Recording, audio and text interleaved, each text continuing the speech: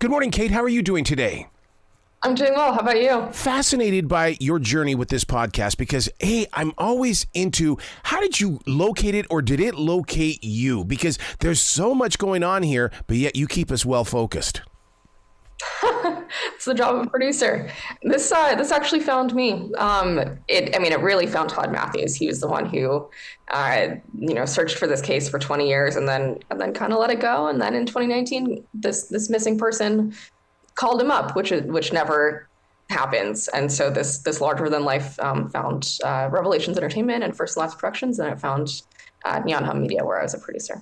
It's stories like this that really bring hope to communities like us down here in Charlotte, where there's always somebody on the front page of the newspaper where they're saying has been missing for 10 or 15 years. And they still, kind of give us the hope of, well, maybe they'll find them because it's happening right here in your podcast. Absolutely. And yes, in this story, literally in Charlotte. Can you imagine there's all kinds of missing people, and you hope that they're found, and often there is not newspapers don't necessarily write about the resolution, so you don't always know. But in this case, this boy was missing for 50 years. Didn't realize he was missing. No one knew. I think there were people who thought he was missing, and then the people in his life who didn't realize he was reported missing, they know who he was. And it took until 2019 for him to Google his own name and find his own missing persons page. So yeah, there's cases of people being missing, but rarely, the idea of yourself being missing is kind of a, weirder than fiction. Well, see, that opens up my eyes to the experiences of those that disappear. Even with Elizabeth Smart, when she turned up missing all those years, you sit there and you go, do they know? And you really do open up a door of saying, what if they don't know they're missing? Of course. Yeah, I think it really opens up a little bit of your eyes to, a diversity of experiences. Some folks are just kind of living their lives and I either don't have access to a computer, or they're not thinking about it, or they're busy, or they're raising a family, and it's just not something that crosses their mind. What really gets my attention is how it took so long for her to reach this area. And I often wonder, as a writer myself, if the seed was planted 20 years ago, but we had to wait for the podcast platform to materialize so that you guys could make this more than just a book, more than just a headline on 5 o'clock news. I like to think so. I mean, I think that, the story happens where the story happens. And before there were podcasts, there was, long form reporting and there's still documentary, and there's all kinds of ways to tell this thing. But for sure, I mean, a podcast is the perfect way. You're right, because, now not how Todd Matthews' voice is, it's not just in your living room at 5 o'clock. And it's not just, on the newspaper while you're eating breakfast. He's in your ears while you're at work. And these stories are, I think audio is really powerful in that way, but it's also powerful in that I think it's easier to get people to open up with a microphone. You hit it right there. I was just getting ready to ask you. I think it's amazing the way that people tend to open up more with podcasters. And I don't know if it's because we can't see you, but then again, there are some podcasters where there are cameras. Right. Exactly. I think it's people respond to it. And I think there's something about, there's the process that you go in there with your microphone and you get to know them, and you keep getting to know them. And it's not just an extractive process. We traveled to Charlotte. We met the families and tried our best to make them feel comfortable and like we weren't just, in and out. Wow. This just blows me away because you're bringing a truth to the streets of us now in the way of that. It's like now we can create the conversation because, Hello, John Doe started the conversation. Now we can complete the conversation and do our own investigating. Yeah, exactly. I mean, now I hope that this inspires people to, think tough questions and do their own sleuthing and figure out, big questions they have about their own lives and their own families. Yeah. The family was torn apart by the tragedy. I mean, I can't imagine what they were going through, but you give me an opportunity to breathe, though. We understand, that things like this happen, but you tell the story in a way to where it doesn't bring anxiety to my heart, but yet I'm very much aware. That's nice to hear. That's exactly what we wanted to do. We didn't want to just barrage you with the worst things that happened to this family. These are real people, and this is a story that was really unfolding in real time. I mean, Steve Patterson found his own missing persons page just 5 years ago. So he's, making sense of a new life, and then he's finding new family. And in a lot of cases, I mean, Todd himself was kind of a sleuth and a person who brought peace to families. And so what he was able to do is when Steve, wasn't necessarily ready to meet his family or to ask these questions, Todd could go ask these questions, and Todd could bring them back to Steve. And so this was happening in real time, that we were kind of relaying this information, finding things out for him. And so I think in that way, it does that kind of paces it out, because we're learning along with the listener. But also, there is kind of a pacing of like, we don't want to hit you on the head with the true crime in the first episode. We want you to know Todd. We want you to care about him. And then we want you to care about Steve. And then we want you to care about Steve's adopted mom and his biological mom. And then we'll tell you the story about the true crime. And I can promise you that's in episodes 4 through 8 or something like that. We'd certainly get into that tragedy, but we want you to know the family first. Is it weird that you know more than what we do right now? Because I mean, you're really deep into this storyline, and as listeners, we're patiently waiting for the next episodes. But it's really weird that you've got the full vision of what's happening here. I don't envy you. Yeah, you have to wait another 10 weeks. And see, and you know what, and that's what I like about podcasting, in the way that it's teaching us to slow down. And I love the way that iHeart will send out the note saying, "Hey, don't fall behind," da da da, and then all of a sudden we've got that new next episode for us. Totally. Yes. Yeah. I love that too, and I'm enjoying even getting messages from people in my life saying, "Oh my God, I just listened to episode 2. I can't wait to hear what happens next." And I look down, I'm like, oh yeah, episode 2 is out this week. Well, people used to make fun of me because I read so many books on Kindle. They'd say, how can you read like 9 or 10 books? I don't know. But look, when I podcast listen, I've got a ton of them up there, and I know exactly where I left off. Oh yeah. Yeah. I mean, I have like 60 in my queue right now. Now, when you step into that studio to start bringing this story together, how do you evolve as the talent, as the storyteller, the journalist? Because I mean, is it the same person that's on the street, or do you go in there knowing that you're about ready to wrap your voice around the world? Oh no, I mean it's authentic to me. I'm sure a different person would treat it differently, but I come from that newspaper background. I'm not used to being necessarily on the mic or in front of a camera or anything like that. So I kind of just bring me to it. And I think Todd Matthews did the same thing. It's just like, this is who he was. And even in our process, I mean, a lot of the writing was just kind of born out of conversations that he and I had together. And that's kind of how it was scripted behind the scenes. And it's just that this is how he talks. This is authentic. We're not necessarily reading for a camera or something like that. I'm glad you brought up the writing part, because so many people, because what are there, 10 billion podcasts these days, and people just go in there to wing it. But the writing is so important to me. It's important to you, and listeners don't understand that that's how podcasting even began. The writers started it. It wasn't the comedians. It wasn't the musicians. It was writers that started it. Yes. Yeah. Don't get me started. I'm a real treat at parties, but it's total respect for people who can go in and just comes to mind. But yeah, this is very written. We have an amazing editor and executive producers, and we do table reads, which is more like film and TV than it even is writing. But we're thinking we do a structural outline, and then we go into episode outlines, and we're scripting, we're reading it out loud, we're talking to each other. It's very, very written. When you talk about doing the table reading, right away I want to ask you about when you go in there and you do the interviews. You don't practice those, do you? Because those sound very, very like it's happening in the moment of right now.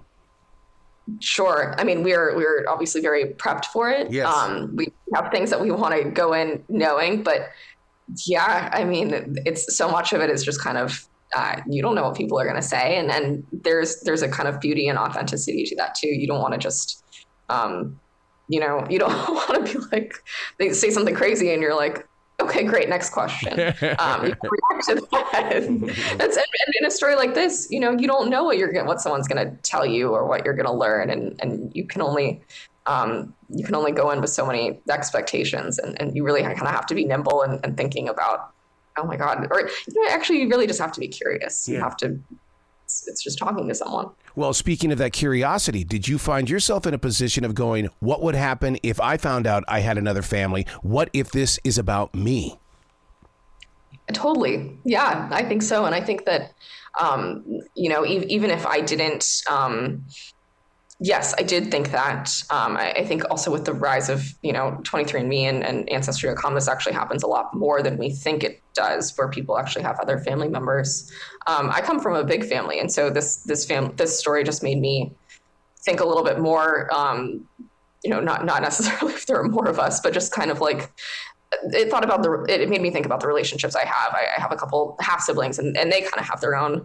They have a different mom and their own family, and these families really are very interwoven, but also very spiderwebby and really outreach a long way, and I think it really, because of that nature, there's something that's relatable in this podcast for everyone. Everyone has a different family. I'll tell you what, I'm horrified to take that DNA test. And the reason why is because what if I'm right? What if my mother was playing around or there was something going on? Because it was always a joke between her and I because I was always so different from my brothers and sisters. But when she passed away, she took the secret with her.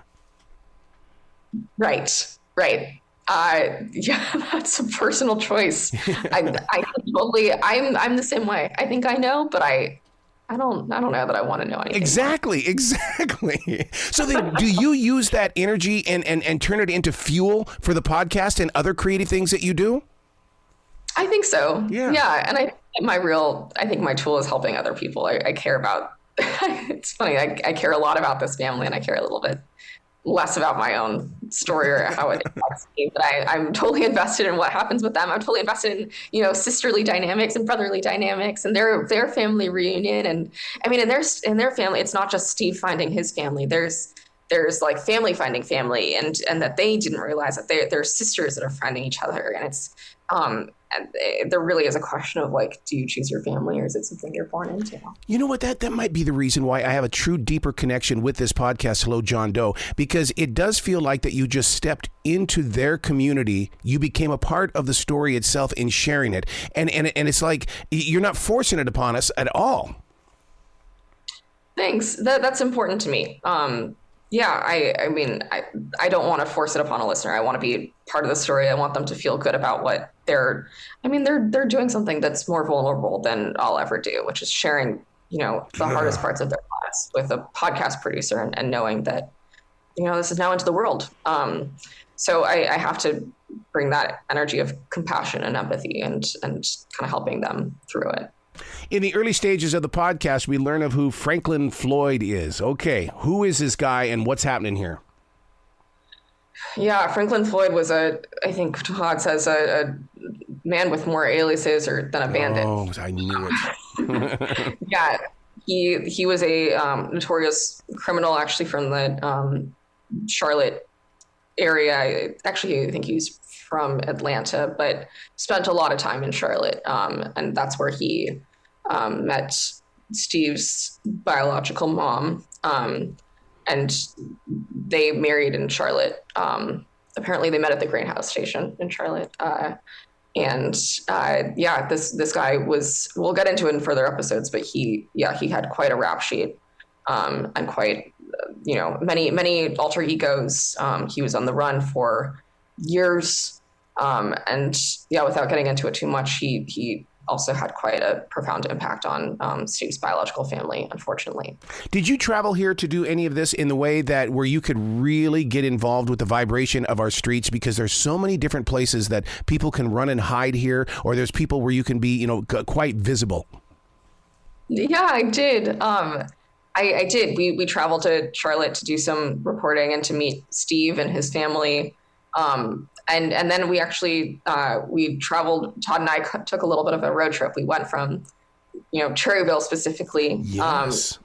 and then a great town. And then we drove, through, I guess, through Durham and into Virginia. We went to the Isle of Wight community and we met a sister there. And then we went kind of up, I guess it would be 64 to Norfolk and met his biological mom up there. So we really did try to spend time in the communities. And I've spent a lot of time as a reporter on the East Coast and in Virginia. And it was really important. I've seen a lot of, I'm very sensitive to the idea of parachuting in and out. And I wanted to do my best to spend time in that community. Would you say that one of the deeper parts of this story is family? Because here I am so into that, documenting things that are taking place, because once we're gone, the story is gone with us. And this is one of those things where it's like, you got the story, and now it can go into other generations well beyond Steve. Totally. I think family is no doubt. I mean, this is a true crime. This is a family story hiding in a true crime podcast. It's of course it's a family it's a story about being lost and found in the family that we choose. And there's themes of adoption, and there are themes of choice and a family structure and what that looks like and what we decide and et cetera. But of course, I mean, you asked earlier about the impact it has on it. Does it make me want to go take a DNA test? And I say not necessarily, but it does make me want to go record interviews with my parents. Yeah. Because it really is, it's a really great way to just document, and it's a really authentic way. And there is, there's not so much of a self-censorship, I think, on tape. I think you just tell the truth. Yeah. And I think that's a really beautiful thing. Yeah, I check out the podcast all the time. You're my driving partner. You're in the passenger seat of my car, and the way that I look at your podcast or how I'm digesting it. And first of all, when it's over, I'm going to be disappointed because I like my partner in the car. But I look at it as being like the magazines at a grocery store that are right there at the cash register. I'm reading about Brad Pitt, all the bad things in all these people's lives, and I sit there while I'm listening, going, "Thank God this isn't me. Thank God this isn't me." Because you give me that opportunity where I can say, "Okay, I can get out of my selfishness now because somebody else has had a worse day than I have." That's interesting. Well, first of all, I hope your car is a Tesla or a convertible, because I'd like to get that car. Yeah, there's for sure a little bit of that's I think it makes you a little grateful that this isn't me. This didn't happen to me. How lucky I am, but what can I do with the tools that I have to make it better for a couple more people. So what happens next after this podcast? I mean, give us something to look forward to. I mean, or can you talk about it yet? Oh, there's so many things in the works, and so many different things. I mean, all the studios that were working on this, First and Last Productions has their own projects in the works. Revelations Entertainment, which is Morgan Freeman's company, they have their own things. Neon Hum has so many different things. I mean, I would say that if you like this podcast, there's plenty more for you, because I think we're also invested in this idea of podcasting as a narrative, long form tool to tell these kind of well reported and highly written stories. And me myself, I have a couple things that I'm thinking about as well, and they're all different. But I think I would say if you like this kind of this form and this way of reporting, there's more for you in the future. Is there something beyond true crime? I would say so. Yeah.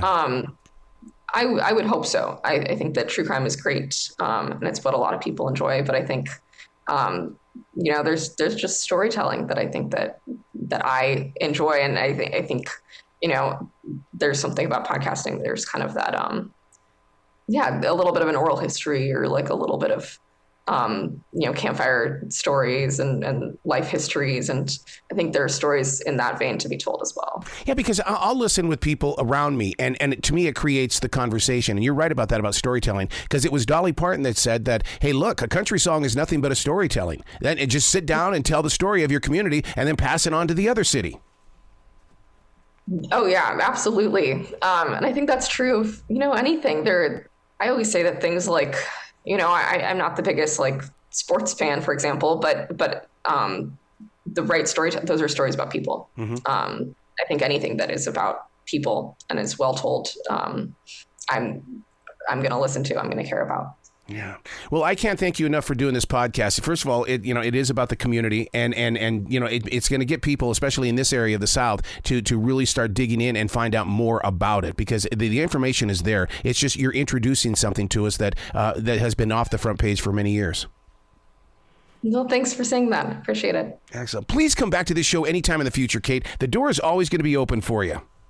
Thank you. Thanks so much. Well, you be brilliant, okay? Ditto. Thanks so much. This is really fun.